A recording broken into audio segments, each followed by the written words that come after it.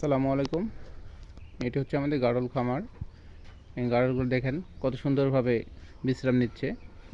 সকাল থেকে খাবার দাবার শেষ করলো, খাবার দাবার শেষ করার পরে এখন রোদ যেহেতু উঠে গেছে, পেট ভরে চলে আসছে মাছায়। মাছায় আসে এইভাবে ঘুম পাড়তেছে, দেখতেছেন। দেখেন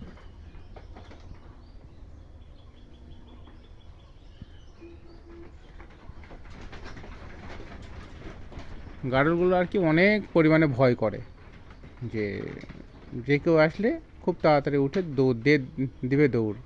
আর দেখেন আমি আসতে একটু কথা বলছি, সবগুলো উঠে চলে গেছে ওই ওই মাথায়।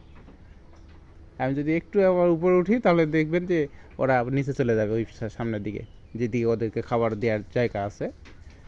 আমরা এখানে মানে শুধু থাকার জন্য জায়গাটা করছি, এটা গাড়ল থাকবে এখানে।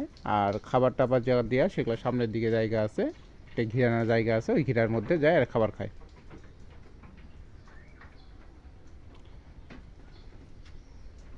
বাচ্চাগুলো দেখতে অনেক সুন্দর গাড়লে।